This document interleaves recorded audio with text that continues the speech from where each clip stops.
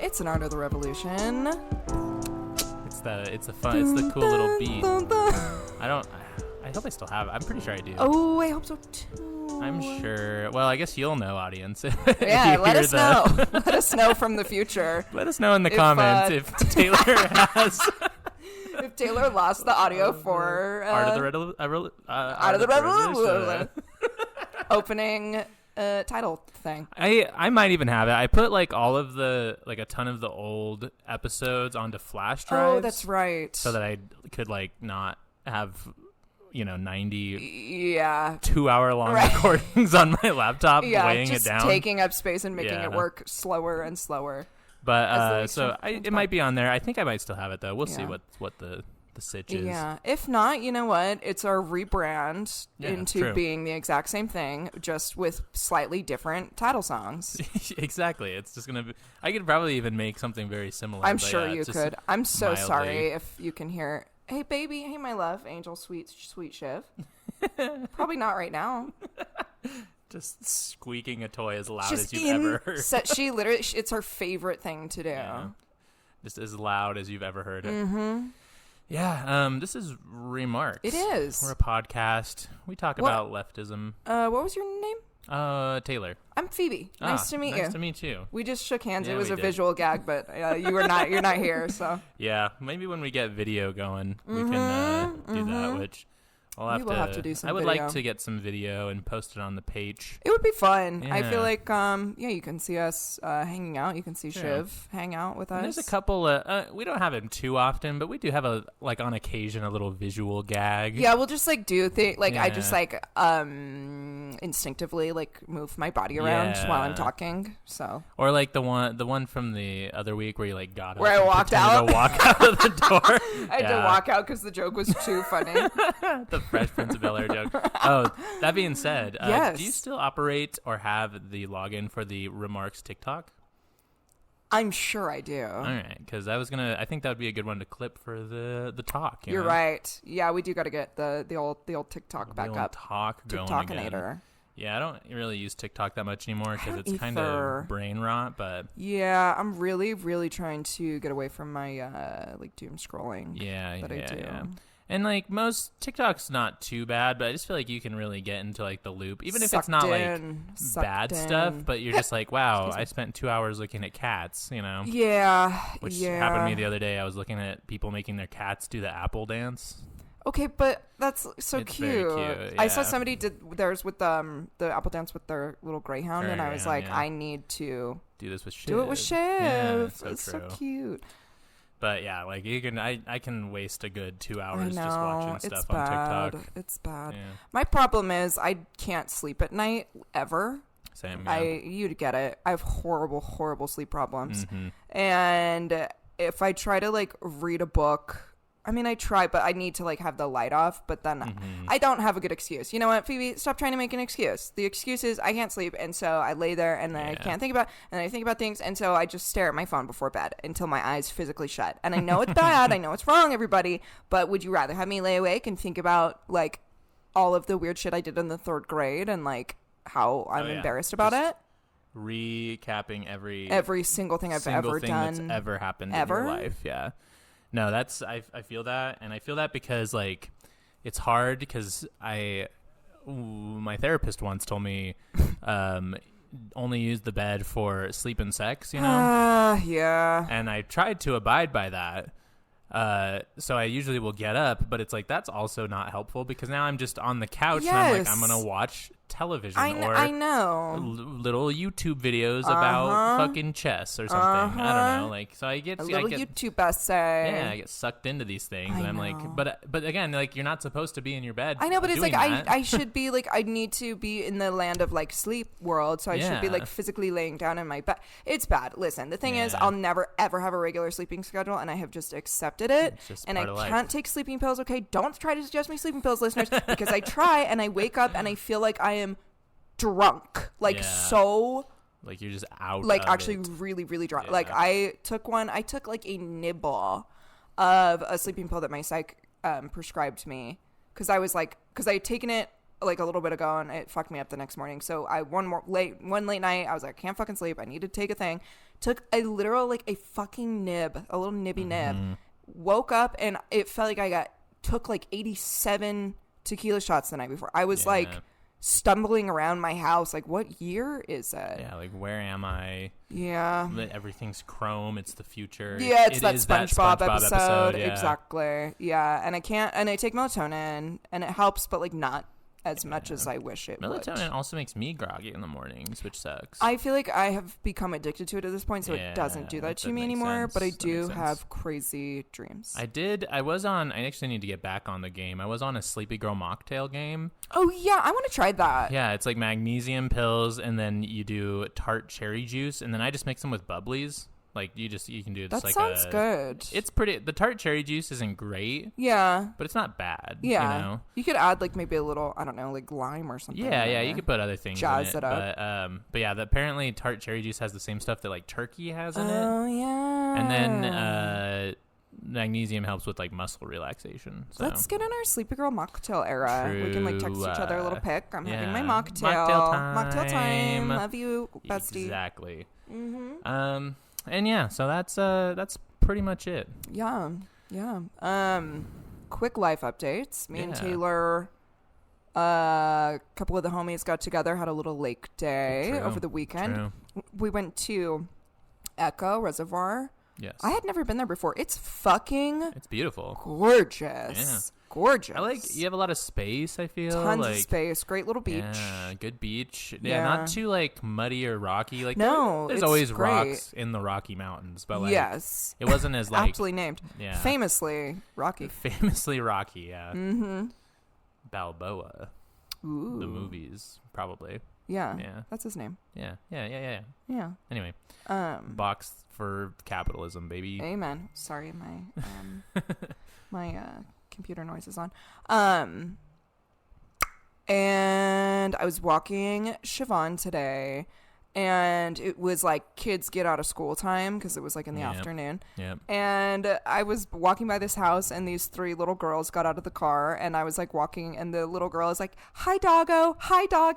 And I was like, do you want to say hi to her? And so these three little girls came over, and they were all just like fawning over her, and it was so cute. And this one little girl was like, what's her name? And I was like, Siobhan. And she's like, Tabone. Like she couldn't even say it because she was so little. I was like, oh my God.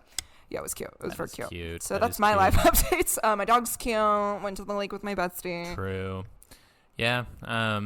That's pretty much my life updates too. But I think it was on Friday, I did play Ba with Taba for Eden, and I don't think Eden had ever heard that song. So the panties flew across the room, is what you're saying. When I was like, picture this. All right, you got to put yourself in the moment, right? Exactly. You're in a field breaking beer bottles.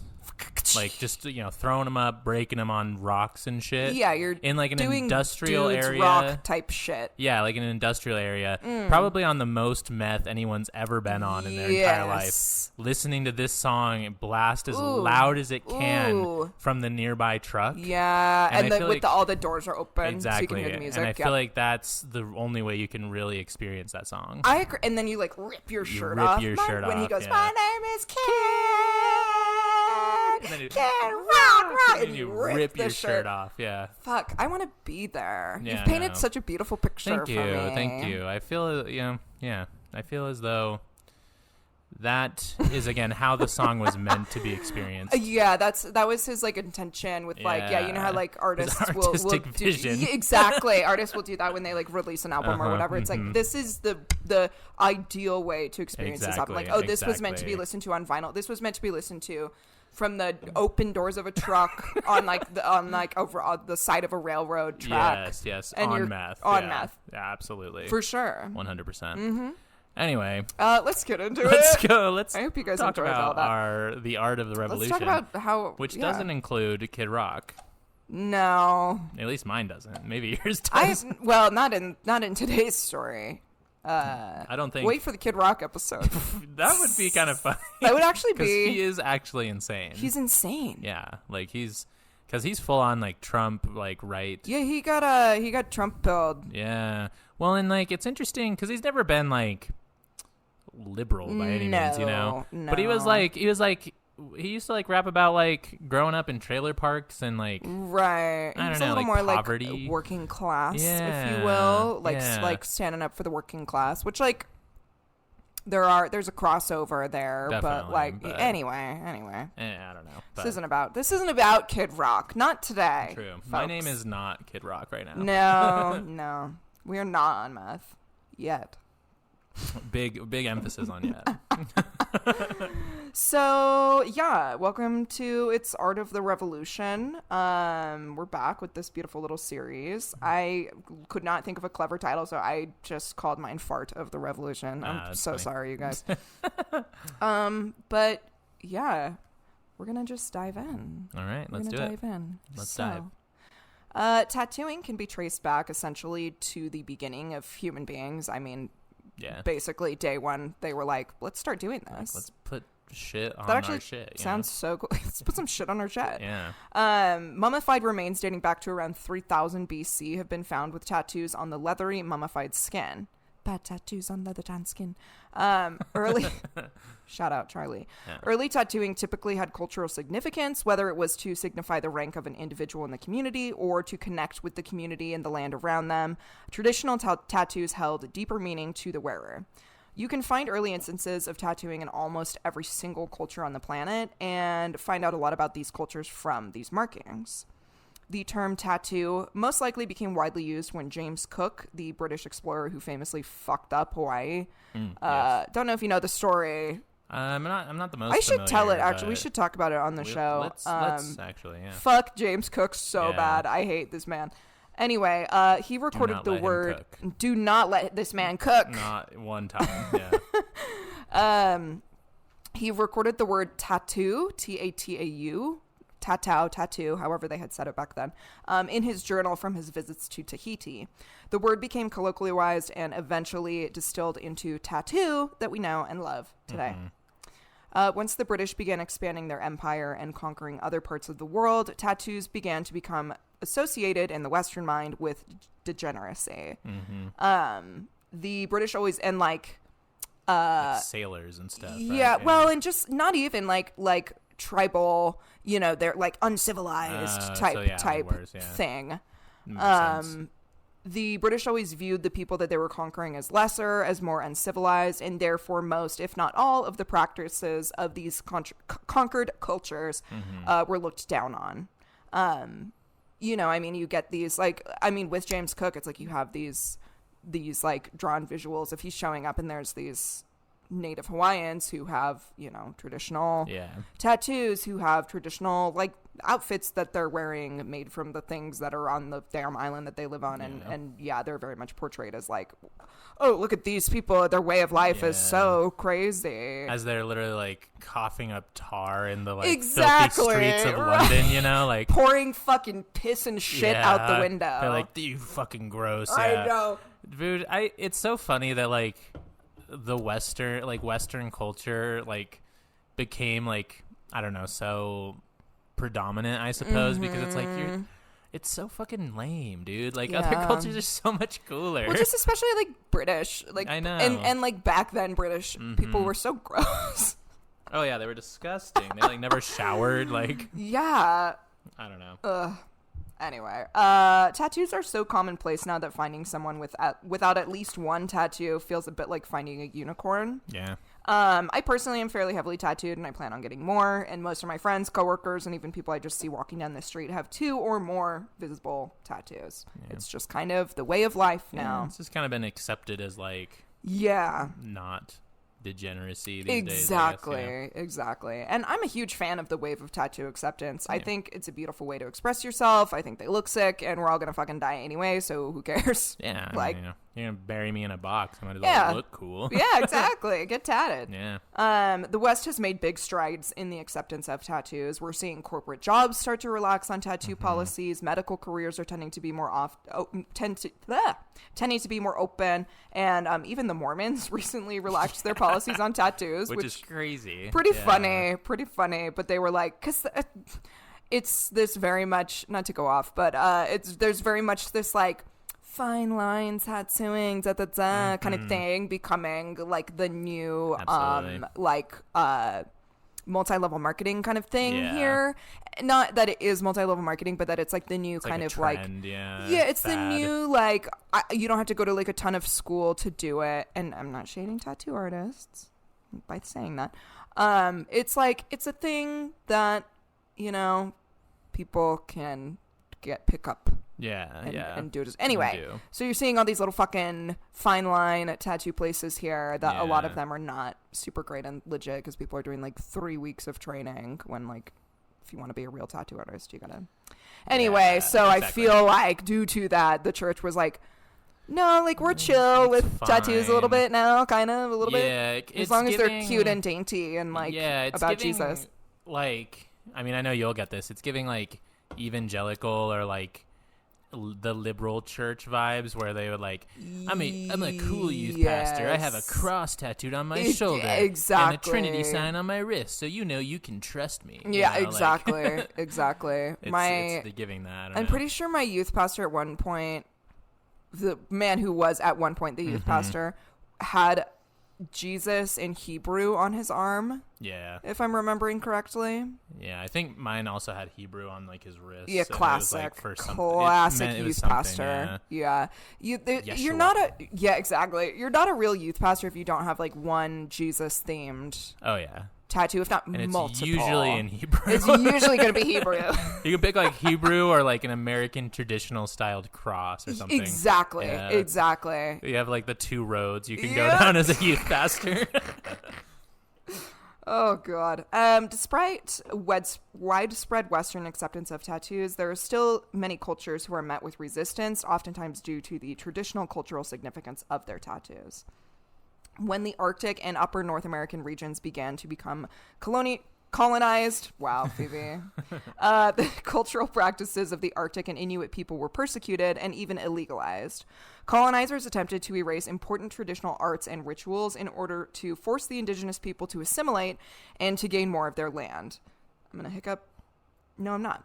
I won't be delving into it this episode, but in Canada and America, there were even these assimilation boarding schools for children. Yeah. It's fucking awful. School of the Americas or something? Was that what they're called? I don't know the exact name. I'm pretty sure, but yeah, no, those places are insane. It's really, really bad, and there's, I mean, somewhat recently, there was like all of these bodies discovered of these children that were murdered in Canada. I mean, there's a lot of stories. I am also planning on doing an episode about that at some point because it's pretty fucking awful. I agree. So there were these assimilation boarding schools for the children of indigenous people that ripped these children away from their families and aimed to erase their culture, essentially to make them more like the white children. In Australia as well, there's a long history of children being stolen from Aboriginal families and taken to a similar type of assimilation school. If you've seen it, the horror movie called The Mugai is based on this idea. It was a Sundance film, so I don't know if it's like out yet, but same person that made the movie Talk to Me. Oh, yeah. And it's based on this idea that, so there became this legend in Australia known as the Mugai, which is like kind of like a boogeyman who comes and steals your children. And it was because the Aboriginals would have their children stolen by like these men in suits who would show up, steal the children and take them to these assimilation schools. And, crazy. Tell the children that, like, oh, your parent was on drugs or whatever, and that's why they can't. It's a lie. Now we want you to be more white. Exactly. Yeah. We want to destroy Aborigine culture. No, that's some fucking, that's some, like, Men in Black, like, G-Man shit. Like, just men in suits showing up and taking... Yeah. Crazy. It was a good film, also, so if you have the opportunity to watch it... I would like to give watch it a watch. Yeah. Give it a watch.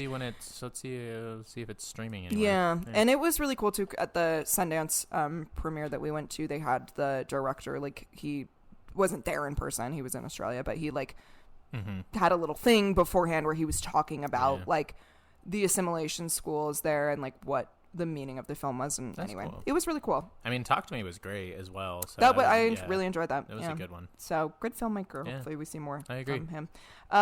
Anyway, a large part, me, I love film and TV. I can't stop talking about it. A large part of the assimilation process was destroying the art of indigenous tattooing. After Canada was colonized in the 1700s, colonizers deemed Inuit practices, especially tattoos, evil. It's said that within just 50 years of colonizers coming there, they had basically completely eradicated the art of indigenous tattooing. Oh, man. It's fucking horrible. That's terrible. Horrible. Yeah. The art of Inuit tattoos nearly disappeared with the elders of the culture, but recently there has been a movement to continue the practice and bring back the beauty of these traditional tattoos. Hovak Johnston, who also, by the way, before I get into saying a lot of these Inuit and other indigenous names, I'm going to try my best. I'm not familiar with these languages. I looked up a lot of the pronunciations, but anyway, trying my best. All due respect to these names. Hovak Johnston, who is an Inuit tattoo artist, started the Tattoo Revitalization Project, which raises money to get traditional tattoo artists to smaller Canadian communities and to tattoo Inuit women. Cora DeVos, who is a photographer for the project, had this to say, quote, "When the project first started, I think there was maybe 3 Inuit women that were wearing traditional markings. Now there are hundreds of women all over Canada that are wearing them. It's beautiful to watch it come back to our culture." The women receiving tattoos trade homemade gifts as payment, keeping with the traditional culture of trading and communal sharing. So they'll trade handmade like beaded earrings or handmade parkas, just like their ancestors would have done, which is really cool. That's way cool. Jana Angulalik, cousin of Hovak Johnston and a tattoo artist with the Revitalization Project, received her first traditional tattoo from Hovak, 2 lines on her forehead that appear like concentric V's. This marking represents womanhood, signifying when a woman gets her first period. Jana says, quote, "However, our lands and people are both vast and diverse. In other parts of Inuit Nunagat, a person's first tattoo was often on the chin. Other markings, such as finger tattoos, may give honor and respect to Nulialyuk, our sea goddess." So anyway, she's saying, like, a lot of these markings, typically like the ones on the chin or the V on the forehead, are like this signifying of kind of like a woman becoming a woman. So typically their first menstrual cycle. And it kind of, as that quote says, it kind of varies depending on like the region. So the chin tattoos can mean that, the V tattoos can mean that. Yeah, anyway, that makes sense. So That's rad. It's crazy. I mean, I'm sure you kind of get into it, but kind of like as you said, like, it's crazy that for so long tattoos were viewed as like unprofessional, and specifically like anything having to do with like visible tattoos, like definitely on your neck and face, like you were not going to be able to get like a normal job. And so, yeah, it's almost like even like up through like the 90s and early 2000s, it's like like culture had kind of just like made it, like eradicated these kind of tattoos that have so much meaning to groups of people, just because they were like, oh, well, you know, you can't work in an office with a chin tattoo or whatever. Right. It's like, I don't know. It's like the repercussions of that, like, colonialism, have affected all of us. This is why, like, knowing about these things and talking about colonialism is so important, because it's like, I mean, not only, fucking alone the fact that, like, these native cultures are being destroyed and these people are being genocided, that is plenty. But also, it's just, like, you can see how it has bled into affecting, like, the rest of everyone. Yeah, like just forever. Like, it just has, Yeah, like, protecting these cultures, in turn, protects, like, the rest of us. I mean, it's like, what is that quote that says something about, like, you know, the most, like, providing for and supporting like the most oppressed person is basically what like fixes society, right? Because if the most oppressed person is taken care of, the rest of us are taken care of. Yeah. So the story of this sea goddess, as well as her name, varies on the region of the Inuit tribe, but the meaning and certain details remain the same. So the main details of the story is that Sedna, who is also called in this earlier quote Nulialyuk, and known by a couple other names, but Sedna seems to be what she's most commonly called. In this story, Sedna has her fingers, then knuckles, then hands, then arms chopped off, and as these pieces of her body fall into the sea, they transform into the seals, whales, and other sea animals that the Inuit hunt for food and skins. In one version of the story, Sedna rejects all her father's marriage arrangements and instead marries a dog. Her father, angry with her, takes her out to the sea and tosses her off his kayak. When she attempts to climb back into the kayak, he chops off her fingers and hands, and she sinks into the bottom of the sea, where she becomes a powerful goddess who controls the sea and the sea animals. In order to have a successful hunt, the hunters must give offerings and pray to Sedna. This story is represented in circular tattoos that go on the fingers and wrap around the arms. You may see a Y marking in these circular lines, and that represents a tool used to hunt seals. And there's like, in these tattoos, there's a lot of like variation in the lines and that are in these sort of circular band-like tattoos that represent different parts of this culture. And this is a quote from an article by tattoo artist Jana Angulalik, who describes some of the other common Inuit tattoos. Quote, markings that wrap around the chest and back are meant to resemble an amauti or parka worn to carry babies. This design is often called the motherhood or Selena tattoo, after renowned artist Selena Kaluk. Tattoos on the thighs are birthing tattoos. They prepare a baby to enter the world in beauty and knowledge, born between traditionally marked thighs. Our tattoos mark milestones and triumphs, but they can also represent loved ones who are no longer with us or stories that are difficult to share. End quote. Damn. That's, yeah. I mean, and like, that's interesting because I feel like that's just like how also tattoos are for a lot of people and cultures, you know, like they're just like help you remember something, or they're, you know, like for a time in your life. Marking of like a milestone that like, you've been through. Just little things like that. I don't know. It's kind of funny that, it all goes back. Yeah. Like also, I love that folk tale, because she was literally like, nah, I want to get married to a dog, fuck you. Yeah, I know. She's like, all these men suck. These men are trash, Dad. Like, can I just marry fucking Rex over there, you know? And in one of the other versions of the story, I think that she ended up marrying like a raven or something.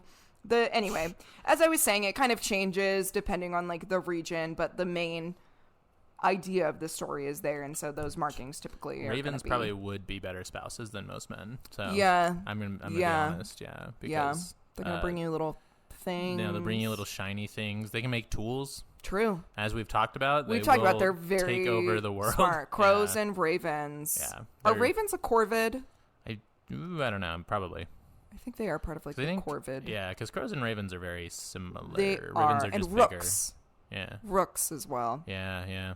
They're crazy smart. Yeah, kind of like frighteningly. Yeah. So. Yeah, and I feel like, you know, humans, we've done our thing. We're fucked good. It up. Like we can. It's time to let another species take it. You know, take the reins. Yeah. Dion Kazas, a tattoo artist in Nova Scotia who wrote his master's thesis on the global indigenous tattoo revival, said this to CNN. Quote, the reality is that we have lived through a period of genocide, and the markings themselves are a declaration of our resilience, our independence, and our pride. End quote. Yeah. Quanah Chasing Horse, who has modeled for Gucci and Vogue, grew up in Fairbanks, Alaska, and received her traditional face tattoo at just 14 years old. After learning about her ancestry and seeing the traditional tattoos of lines on their chins, Quanah decided that she needed her own to honor her culture and her ancestry.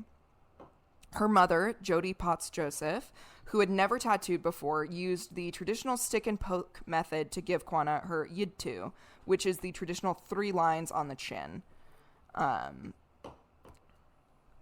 Jody said, quote, it was a powerful healing moment for my daughter as I finished the tattoo.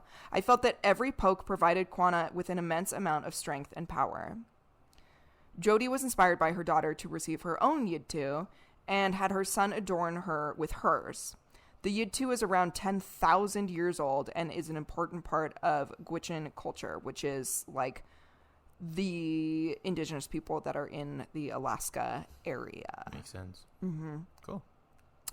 Quote, we're being proud of who we are and not being ashamed, because shame was really used on our people to control and assimilate us, Josie said, which I just think is a really great quote and says a lot about how pushing people out of their traditional practices works, or how it kind of persists today. and how you see those, like, I don't know what people call like microaggression kind of thing. It's like, it's shaming. It's making you feel ashamed for looking different than like white European Western culture. And yeah, I don't know. I was just like, yeah, shame is a powerful fucking tool. And and just like the subliminal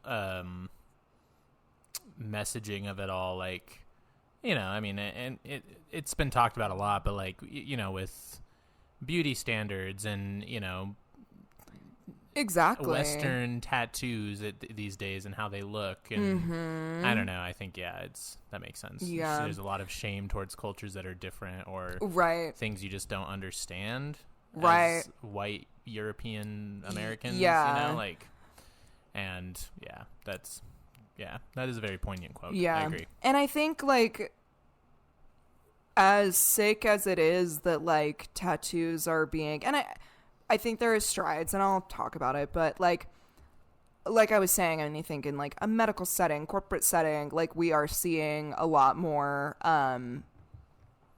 tattoos being appropriate, but I do think that being accepted. I do think that there is still and will be for a long time this stigma against like this style. Like, somebody walks in with, you know, the like 3 lines on their chin, they're still gonna get more weird looks than like I would. And I mean, it's just this fucking westernization and colonization of everything that it's like, even when, like, it's like the same thing with like weed, you know, like, oh, weed is like legal and like grandma's has a weed farm and she's like smoking weed all the time, but like people are still in prison for it. But, you know, it's like this, like, and like fucking, who's the guy who ripped an ear off somebody?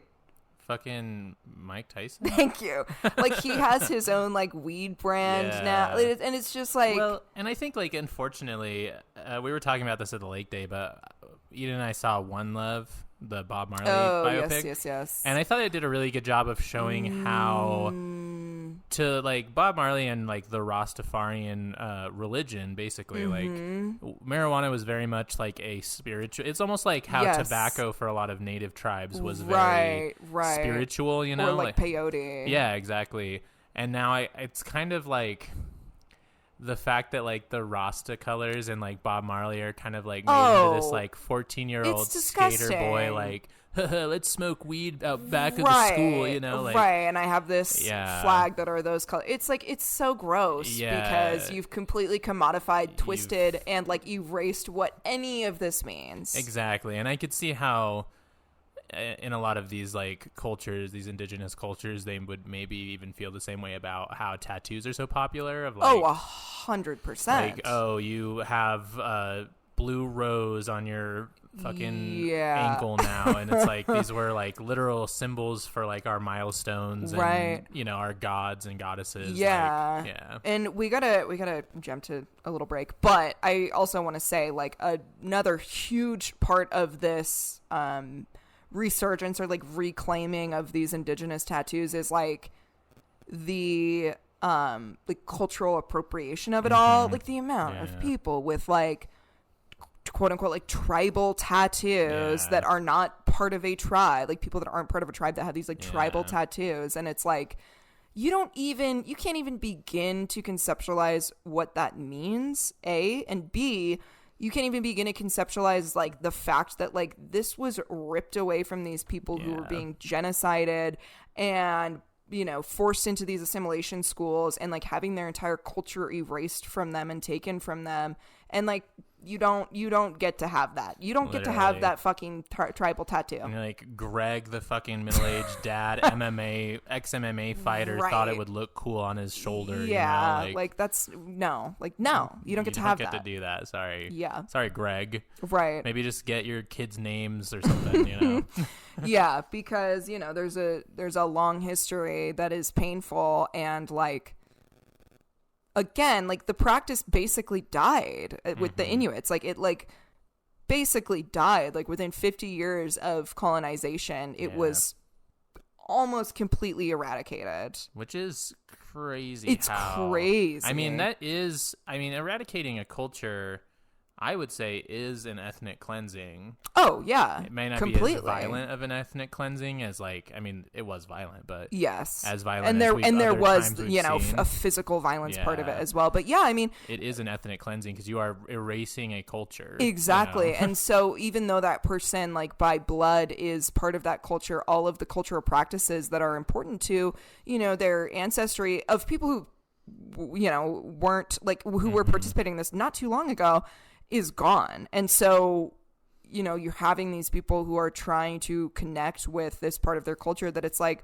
well, where is the documentation of that? Where has this gone? And it's been ripped away and erased. And so yeah, it is an ethnic cleansing because you're erasing really important parts of a culture that existed before you fucking came in and murdered so many of them and stole their land. Yeah, true.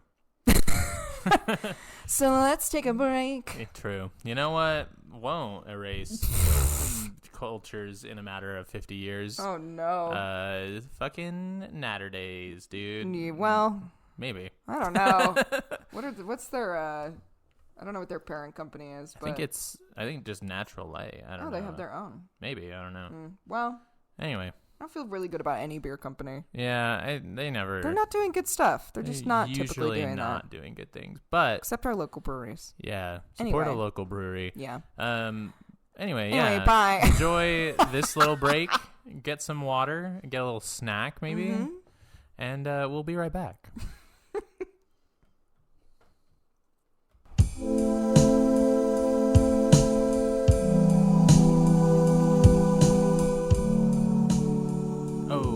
Back. We're talking about, I don't know, any of you Salt Lakers? Yeah, Salt Lakeans might know Downtown Music. It's a bunch of practice rooms in the downtown area. Mm-hmm. And I have a practice room there, and that building needs to be condemned. Like, it's falling apart. Again, and you walk in there and it looks like where you would film a snuff film. Yeah. I'm positive that people have cooked meth in there.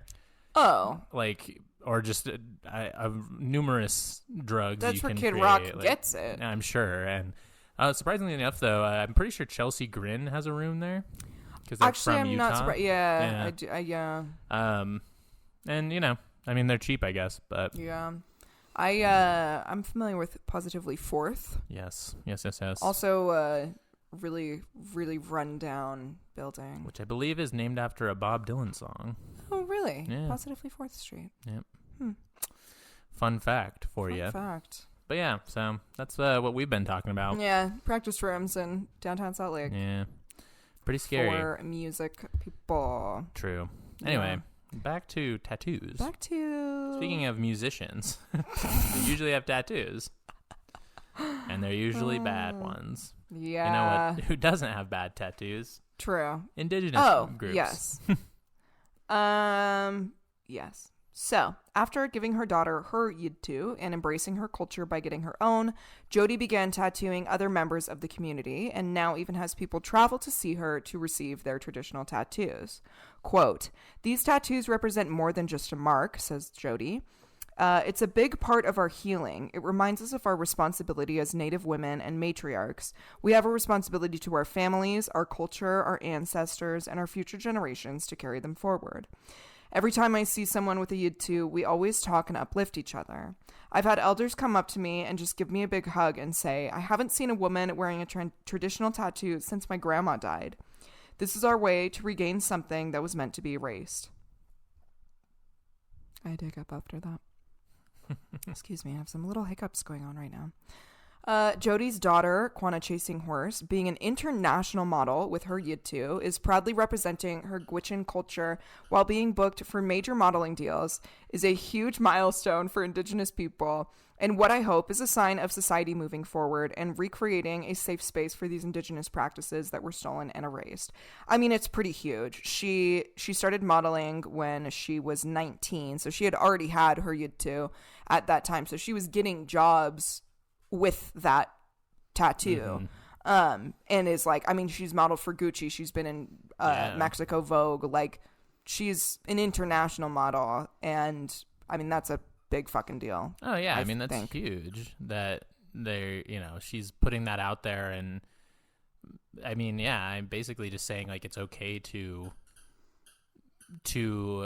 express your culture, express yourself. Exactly. And you can be wildly successful and should be. And she had said, I didn't post the quote in my notes, but Kwana herself had a quote saying like, you know, there's this idea that models need to be a blank slate. And she's like, I don't subscribe to that idea. I think that they should be like representative of people who exist in our society, and people who exist in our society are, you know, Gwich'in people who have yidtus. Yeah. And they should be allowed to be international models as well. Yeah. I mean, it goes back to like inclusivity of every, like, it's not just body type, it's also culture, and it's also your anything, right? Like your hair, your tattoos, your body type, what you're modeling, you know, like these kind of things. And I think that makes, like, I don't know. I mean, I want to see more than just like skinny white women modeling things. It's so boring. I agree. I would have to agree. And I think there has been an influx I've noticed in different body types in modeling, and I agree. Here for it. I think there's a wave of like, I don't know. I think that like despite how awful things are a lot of the time, there is like a huge, I don't know, there's big changes happening and big like strides being made in, I don't know, like people aren't, it's not taboo anymore to have like a like plus size woman of color modeling things, you know. It's like it's more commonplace these days. I agree. And it's like one of those things where, I mean, you can be cynical and be like, oh well, companies are only doing it because they know that it like it'll sell and like they'll get woke points for it, which is like, yeah, you can be cynical, but also it's nice that as a culture we can still bully companies into being more woke and accepting. And like, I don't know, capitalism be damned and like fucking whatever, but like I think the fact that like you are able to make more money based on like getting woke points rather than like avoiding that is a good thing, maybe. Yeah, I agree. I think it definitely is a shift in. It's a double-edged sword, but I think overall it's a net positive, for society. So in New Zealand, Orini Kaipara was the first Maori woman with moko kawai, which is the traditional Maori chin tattoo. To be a news broadcaster, she became a news broadcaster on TV. So she was the first Maori woman who had these traditional chin tattoos to become a news broadcaster on TV. On Christmas Day in 2021, she appeared on TV for the first time, proudly wearing her moko kawai. I'm very much aware, quote from her, sorry, I'm very much aware that I'm the first with moko kawai to anchor a 6 o'clock primetime news bulletin. That is always at the back of my mind, that every step I make is like breaking through a glass ceiling. It's breaking new ground for us as Maori, but also for people of color, whether you've got a moko kawai or not. And so with the Yidtu and the other Inuit like chin tattoos, it's like a singular line or, you know, the 3 lines going down their chin. With these moko kawai on the Maori women, they are so fucking sick. Let me just pull up a picture for Tayler, and of course I will post one on the Instagram here, but they're more intricate. They are like, I can't even explain it with words. I don't know how I would. Here, let me see if I can describe to the audience what I'm seeing. So that's one of them. Okay.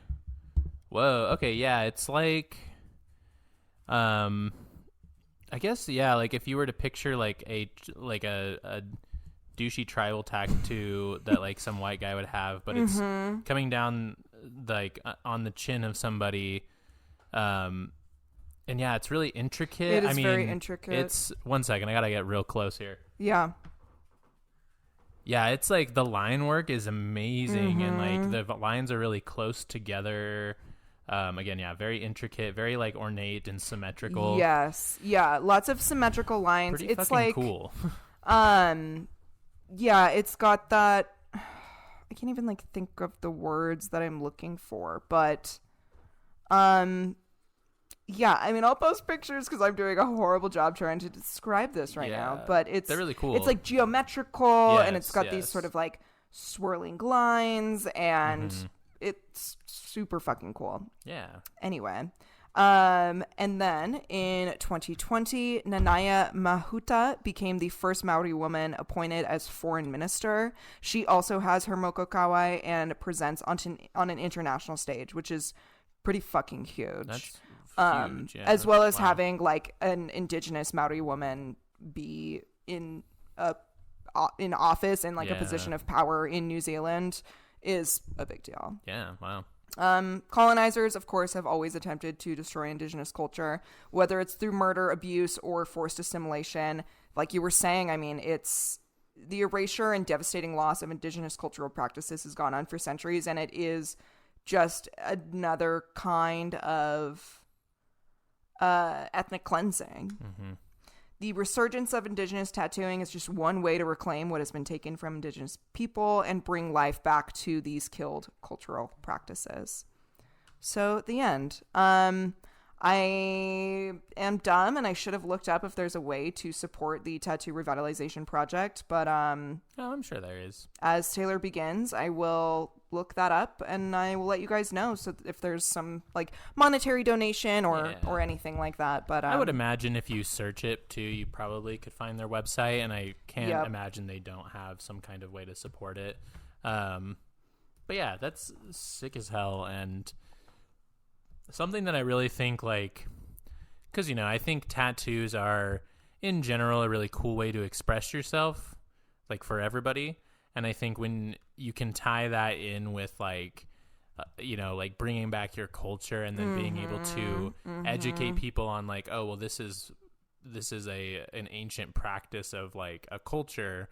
It's really, I don't know, it just, like, spreads a lot of good awareness as to, like, that culture, of course, but also like what was taken from them for such a long time. Definitely. And I think these are kind of the important things that we need to be talking about as we approach a world where we're recovering from the amount of colonialism that was done. Exactly. Like, we need to be talking about what was taken. I don't know. Yeah. I agree. Yeah, just pretty sick and rad. Agreed. All around. Agreed. Anyway, you know what's not sick and rad? Uh-oh. Oh, no. The Gulf Wars, baby. Oh, no. And that's what I'm talking about today on today's episode of Art of the Revolution. Oh, boy. Yeah, so I was thinking about it. Rolling it around. Thinking about this, laying in bed, thinking about the Gulf War. And I was thinking about, I watched a video on YouTube about protest songs kind of through the years, and they had kind of mentioned a few things that got me, piqued my interest, if you will. You know, when you think of, like, you could kind of throw a dart at any late 60s, early 70s song, and you're probably going to hit a protest song for the Vietnam War. Yes. And there's less of them for the Gulf Wars. There's some, and we're going to talk about some that there were, but there's less. There's a lot less. And they weren't as popular. They didn't have the same kind of, like, staying or movement power, and that's kind of was the question on my mind as I was writing this, is like, where did all the good protest music go? Where did it go? Yeah. So when one thinks of protest songs, it likely brings to mind images of college students in the late 60s or early 70s strumming acoustic guitars and getting the shit kicked out of them by police. Indeed. Some Marvin Gaye playing in the background. I was going to say Bob Dylan, Buffalo Springfield, many others were the soundtrack to the anti-Vietnam sentiment shared by most Americans of the time. A period where we don't hear as much about protest music is, of course, as I was saying, the Gulf Wars and the post-9/11 occupation of Iraq and Afghanistan. Yeah.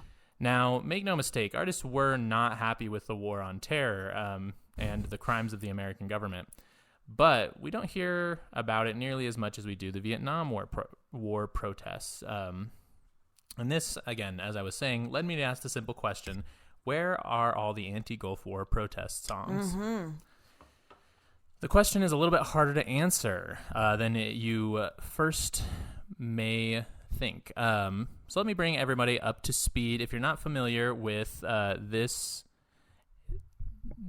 era of American history, the first Gulf War took place from August 1990 to February 1991 and was an armed conflict between Iraq and a 42-country coalition led by the U.S. This included Operation Desert Storm and Operation Desert Shield. Operation Desert Storm was a bombing run in Iraq that targeted many innocent civilians and left Iraq's infrastructure in shambles. Yep, sure did. Though on paper the justification was to protect democracy in Kuwait from Saddam Hussein's regime, of course there were other, as there always are, interests at play for the U.S., primarily being oil. Yeah. And, there was the whole debacle with, Iraq having nuclear weapons that they didn't really have to justify why we did this. 10 years later, with tensions continuing to rise, a little plane crash took place on September 11th, 2001. You might be familiar. You may be familiar with it. That would fully kick off the War on Terror and the Iraq War, or as some called it, the Second Gulf War. This conflict would last from 2003 until 2011 officially. Obviously, 2019 we officially pulled out of Iraq? I mean, I should say Afghanistan.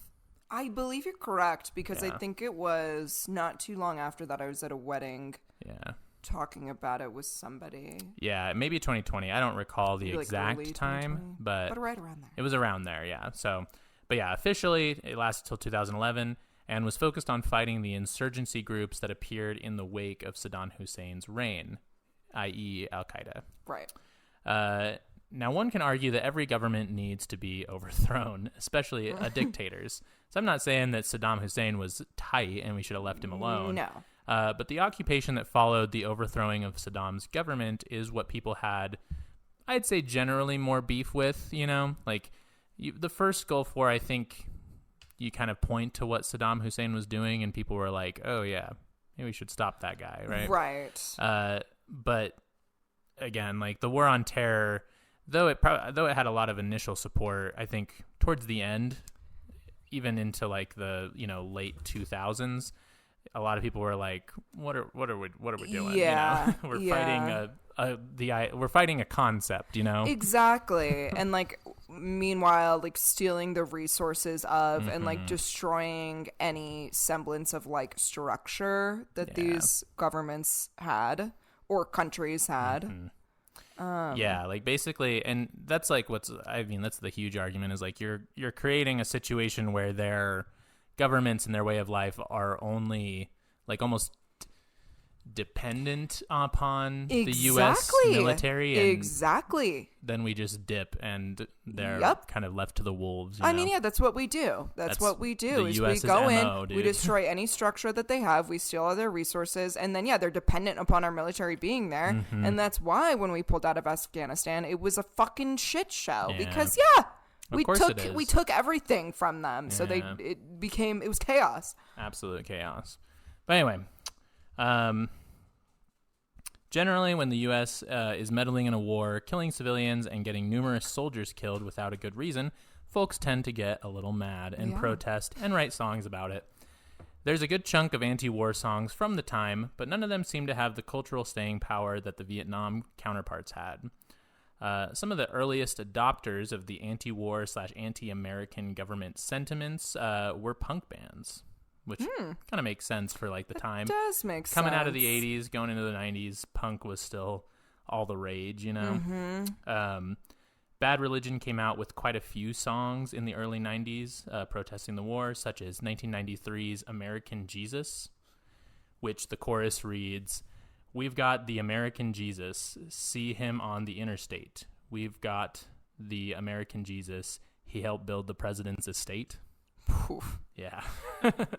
Or 1992's Atomic Garden, which sings from the perspective of a U.S. official dealing with the end of the Cold War and seeming to resort to bombing as a solution to international issues. These two, among many more from Bad Religion, seem to shine a negative light on the American government, and this was even in a time before kind of the post 9/11 stuff kicked in. So this was just going over there for the first Gulf War. Right. In 2002, we saw the song 9/11 by the Gorillaz, which reads, "Now whether it's Saddam or Bin Laden that's been starting all this trouble for us, creeping whores doing show after show, sleeping on the tour bus. We lost Aaliyah, lost our families. It takes no tenges. You don't need us to say the world is fucked up, dogs. We can see it. Now it seems the public needs this shit to calm its kids, 'cause they finding out how you lied about your twisted sins. They say we bad for you, but our music is your friend. They can't deter you from the truth, 'cause we're the helping hand." So, damn. Yeah, and that one was post 9/11, but it came out in 2002. So lots of stuff going on there, of course. Another one that popped up was Easily by the Red Hot Chili Peppers. Came out in 1999. It reads, "I can't tell you who to idolize. You think it's almost over, but it's only on the rise. Woof. Calling and calling for something in the air. Calling and calling, I know you must be there. The story of a woman on the morning of a war. Remind me, if you will, exactly what we're fighting for. Throw me to the wolves because there's order in the pack. Throw me to the sky because I know I'm coming back." Damn, Red Hot Chili Peppers. I know.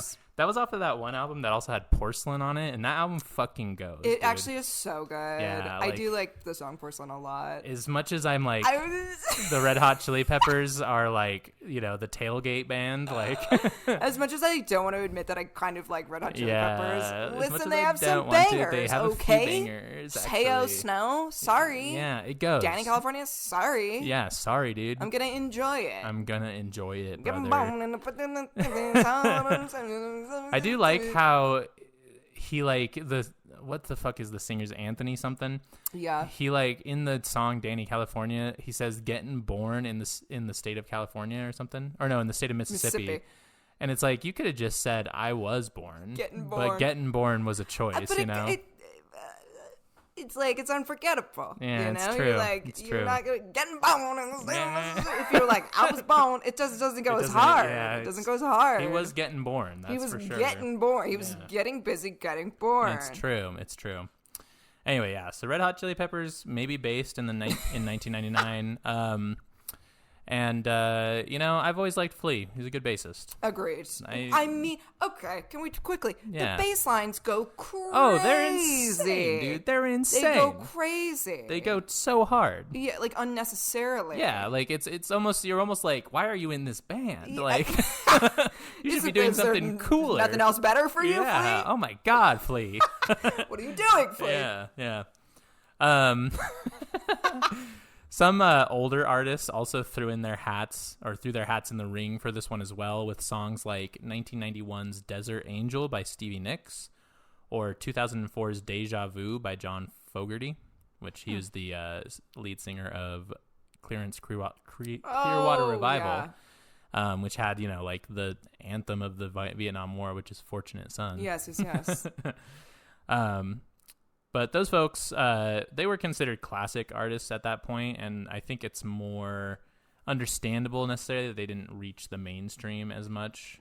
Sure. At that time, they weren't they weren't being played on the radio. Exactly. As much they were moment. kind of relegated to the classic rock stations and stuff. And just musical taste and culture had changed by that point.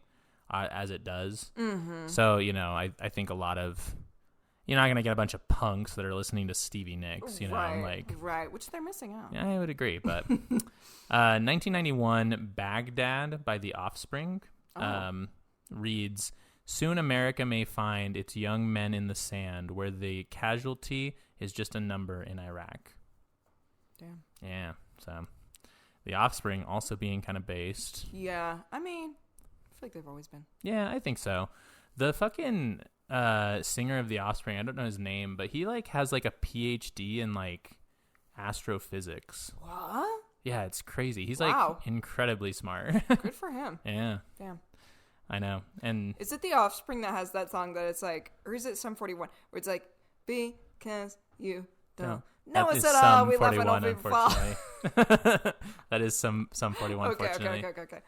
Yeah, but anyway, 2002 saw Boom by System of a Down, and the more popular 2005 release BYOB, or Bring Your Own Bombs, which lyrics literally say, "Why don't presidents fight the war? Why do they always send the poor?"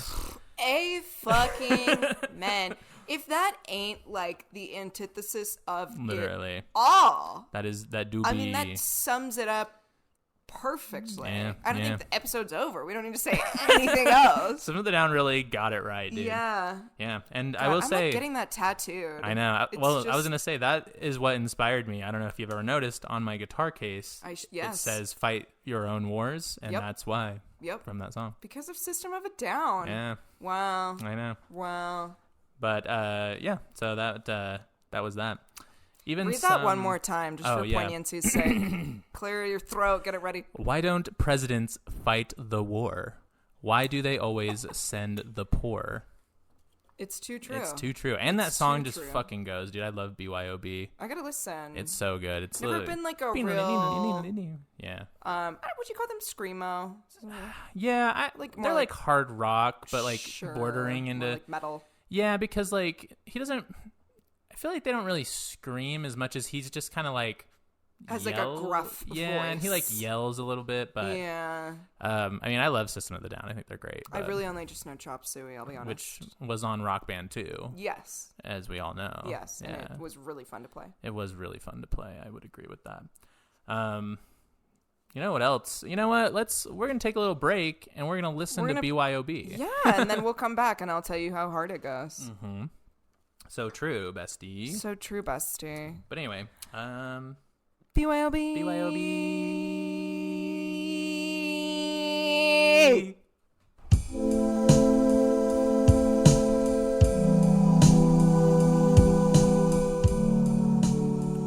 We're back.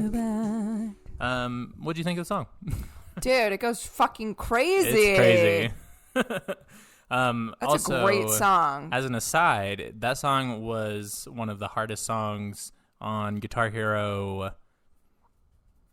World Tour, I believe. I could see why it would be. And it was the only song I could not beat on Expert, and I tried for hours to beat that fucking song, dude. It was so hard. You have to do the shit where you bring your hand up to hit the orange note. It's like, what the fuck? Yeah, everybody needs to after you finish this, listen to that song because it's wild. It goes insane.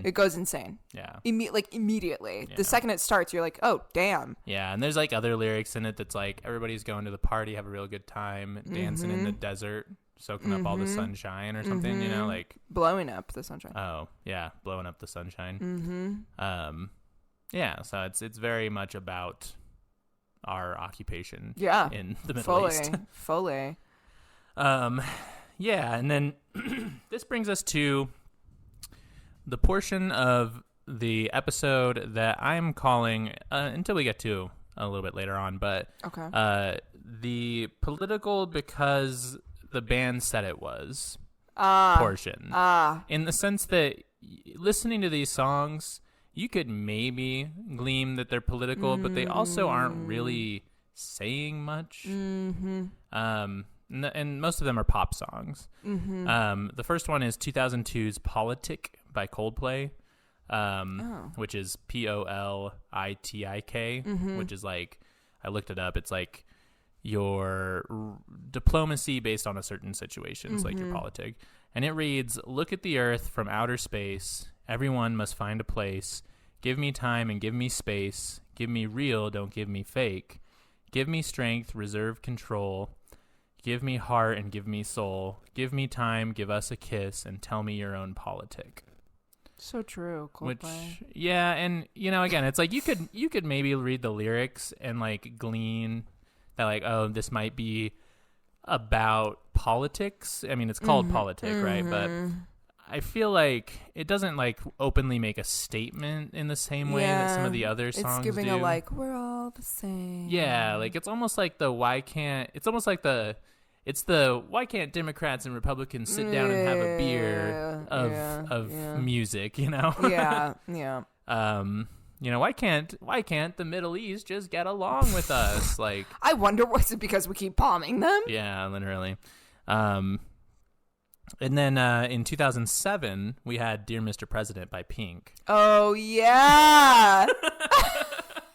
Which, for what it's worth, was also about, like, a lot of things, like, you know, LGBTQ rights. There was a lot of things that they touch on in this song, but it says here, like, let me tell you about hard work, minimum wage with a baby on the way.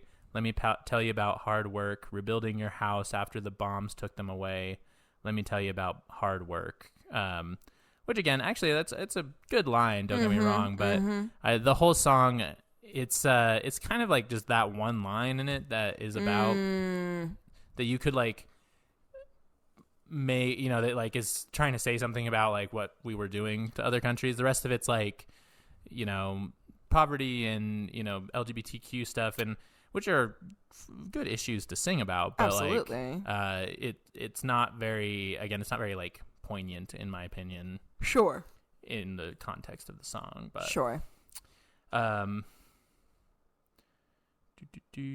and then it says building a bed out of a cardboard box actually was the last line of that. It just went to the next page. And then we have 2004's Where Is the Love by the Black Eyed Peas. I was hoping you would bring that one up. Which reads, nations dropping bombs, chemical gases filling lungs of little ones with ongoing suffering as the youth die young. So ask yourself, is the lovin' really gone?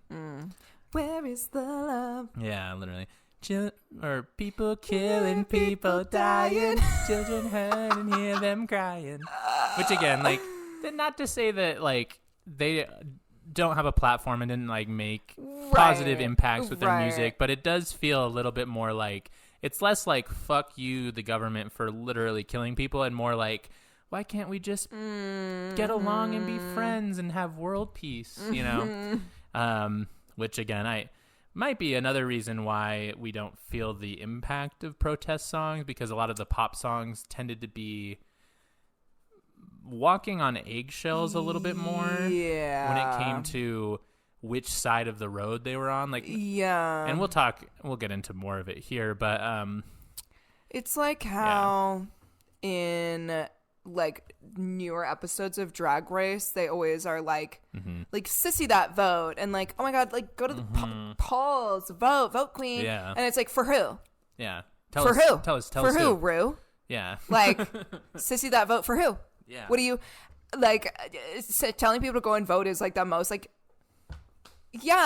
nobody's gonna be, like, have an opinion about that. Like, nobody's gonna be everybody up in arms. Exactly. About, like, you telling, like, that's not, like, really making a statement. Like, you're just saying, like, saying we should all get along is like, vote. Yes, obviously everybody wants that. Like, like, you're not saying anything controversial, you know? Exactly. Like, but so why can't we get all along arguments as opposed to we literally live under an imperialist monster of a system. And I think this may be due to, like, a higher emphasis on public image and how it could potentially end your career for being too political. And I think that in contrast to, like, what we saw in a lot with, like, the Vietnam War protests, like, that would, like, start someone's career. Yeah. Whereas being too political, as we will see later on, could potentially hurt your career. Especially during, like, especially post 9/11. It's like, you better not say a single goddamn thing in opposition to America or the troops or the war. I think so. This leads us to what I believe is the real breakout star of this time period for anti-American messaging. That would be a little band from California known as Green Day. Our boys. Yeah, a little band from Berkeley. Great city too. 2004's American Idiot and Holiday both put American culture under the microscope and are unapologetically critical of the government and the overextension of American power. I'm going to say a slur here. I am, as you all know, gay, so I'm going to say the F slur because it's in the song. Just so you all know. Well, maybe I'm the faggot. America, I'm not a part of a redneck agenda. Now everybody do the propaganda and sing along to the age of paranoia. The representative from California has the floor. Siege hail to the president, or to the President Gassman. Bombs away is your punishment. Pulverize the Eiffel Towers who criticize our government. And sorry, that second one was from Holiday. Yeah. Oh, God. Yeah. Oh, it's so good. It's good.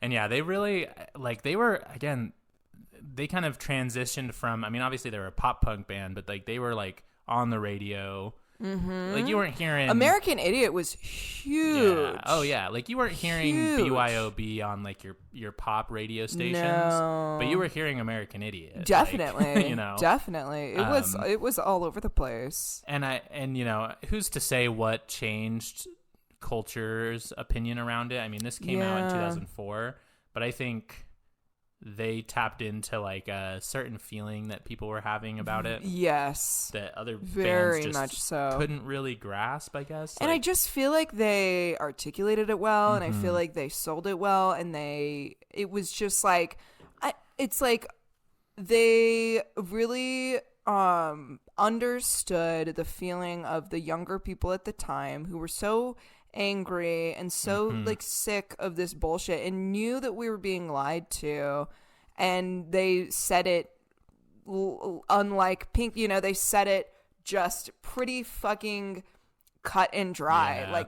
This is what's happening, and it's fucked. And it's fucked up, yeah. And like we're mad about it. Ugh, yeah. Yeah. That album is insane. That's honestly probably one of my favorite albums to this day. Yeah. It's so fucking good. And I think that again they kind of came out with that same, I mean, they were a punk band, so they were a little bit more like edgy about it, but that same kind of attitude that we saw a lot with like the Vietnam War protest songs of like fuck what you're doing, fuck the government. Yeah. We need to stop this and saying it outright, and like you're murdering people, you're lying to the American people, you are like exactly. And I love Green Day. Yeah. And also 2009's 21 Guns echoing a similar anti-war sentiment. That's another one. That one obviously came later, but yeah. And I also, a lot of people thought, I'm pretty sure that Wake Me Up When September Ends was about the war, but I think it's about, Billy Joel came out and said it was about Billy Joe came out and said it was about his dad or something. It's about his dad dying, yeah. So, I don't know. But I could see how, I could fully see how people thought it was about that, yeah. So that's why I didn't include it here, but honorable mention, people thought that was about the war. But yeah, and I have here, it's like kind of blended a mix of counterculture with non-politically correct language to really like capture the attention of the American people in a way that other artists weren't able to. It's also worth mentioning that many artists perceived there would be censorship from mainstream media outlets if they spoke out about the war. And in some cases it was true, but a lot of them really, really, and I think it's because of like what you were saying, the post 9/11 patriotism, like really felt like they would be censored if they like said anything bad about it. Right. Because I mean, even now it's like, yeah, I named off quite a few songs, but like if you were to look at the list of 70s protest songs for anti-war, like it's not, it doesn't even come close to how many there were. Like, exactly. And this brings me to a few stories about bands that were censored. Ooh, titillating. The band Anti-Flag, a politically charged punk band formed in 1988. Here's a quote from Justin Sane of the band. Because every time every time corrupt politicians want to start a war, they pull out the flag, he said. And with the flag, they bring this corrupted patriotism, and what we see as these wars benefit no one but these corrupt politicians and the wealthy people that they represent. Amen. Yeah. And that was him talking about why they chose the name Anti-Flag. The band considered disbanding after 9/11 with the surge of patriotism and had a terrible tour with the Dropkick Murphys. Damn. Whose fans have always tended to be on the nationalist side. Not to say that they are like pro like fascism or anything, the Dropkick Murphys, but like they're pro America for sure. Anti-Flag would get booed off stage, have bottles thrown at them. Jeez. And at some shows, it was reported that anybody in the crowd wearing an Anti-Flag shirt would get beat up by the Dropkick fans. And then they would like, Anti-Flag would stop to like stop performing to like stop, you know, they'd be like, hey, get this guy out of here. Yeah. Right? And then like someone else would do it. So they were stopping like every 2 minutes. Oh my God. Like, yeah, like it was a whole fucking thing. Yeah, like it was this terrible thing. I watched like a little, I think it was like a YouTube documentary. It was either a clip or something. And then they had this terrible tour with the Dropkick Murphys. They were like thinking about disbanding because they were like, man, I don't know if we can do this. Yeah. And then they get a call from Tom Morello and they're like, hey, we want you to tour with Rage Against the Machine. Whoa. And it was like, yeah, it kind of like saved them, I think. Right. Who obviously, Rage Against the Machine. I mean. Yeah, and I didn't mention any Rage songs because they were, I didn't see them on the list anywhere for anti-war songs. I'm sure they were anti-war. A lot of their songs were more like domestic issues and stuff, you know? Yes. But they were obviously as well a politically charged band. Rage Against the Machine. Yeah, literally. It's in the name. It's right there. Anti-Flag is still around today with a steady fan base, but was shook by the post-9/11 America. Another instance of bands being blacklisted by society was, of course, the Chicks, or formerly known as the Dixie Chicks. In March 2003, the Dixie Chicks played a show in London. Interestingly enough, it wasn't even in America. Yeah, that is interesting. During the performance, they stated that they were ashamed that George W. Bush was from the same state as them and did not support the invasion of Iraq. Wow. This did not go over well, though, with their primarily conservative audience. Yeah. And it cost them quite a bit. Sales of their records and shows declined. They received death threats and bans from country radio stations. So in their case, there actually was censorship on them for speaking out about it. Yeah. Granted, more targeted because they're a country music band. Like, you know, it was more targeted than like obviously Green Day is not going to be. Yeah. You know, like. There's a culture that comes along with country music. And we all know, like, you know, post 9/11 really shot, like, really was the stake through the heart of country music for like 20 years. Right, which is because it's like country music was very... It was working man's music. Yes. Yeah, it was like you got your union job, you got a beer on the patio, you got and like and damn the government, you know, like taking your they're land, not supporting me, and you support your community, and then it turned into like pro America. Yeah, I mean, really, I do really feel like 9/11 was the nail in the coffin of like country music taking a turn to being this rah rah America kind of thing. And fortunately, I think we're seeing country music come back around now. Yes. But literally, it died for 20 years. I know. It's crazy that we lost 20 years of country music because terrorists flew planes into the Twin Towers. Because of George Bush. Maker of the comment of the Chicks, Natalie Maines, issued an apology soon after, but did in fact rescind it in 2006, saying that George Bush deserved no respect. True. That dude. Yeah, and I think in closing, all I can really say is that with the increase in money of the music industry, I think it's become, like a lot of other industries, where playing it safe tends to be like make you more money in a lot of situations than taking a stand. And I think it's a shame because music has always held so much power in banding people together in political movements. I mean, it's look back at any kind of movement or even like oppressed revolution. Like there's artists in music that are always at the forefront of that. And I think that the Gulf War, again, just with how big the music industry got, artists were scared to take a stand on it. Right. Yeah. And I think that's why we see a lot less protest songs. Yeah. So I think that I answered the question. I answered my own question. Mm-hmm. Scientific method, you've come through again. You've pulled through once again. Honorable mention, Fuck You by Lily Allen. Oh, yeah. Where she literally is talking about George Bush and saying, fuck you. I'm pretty sure that was on the list, too, yeah. I was trying to pick ones that I felt like were mainstream enough that people might recognize the names. Yeah. I honestly haven't heard Lily Allen. Like, I don't even know. But she's English. And that one's not, like, as overt. I mean, it's like... you could tell by listening to the lyrics, but it's not quite as like. Yeah, exactly. It's no American Idiot. yeah. So, but yeah, it's interesting. I don't know. Yeah, again, like it's just the sterilization of how music. I mean, even in a lot of ways, even now, like political music isn't around as much. Yeah, you know. Yeah, I would agree. Like.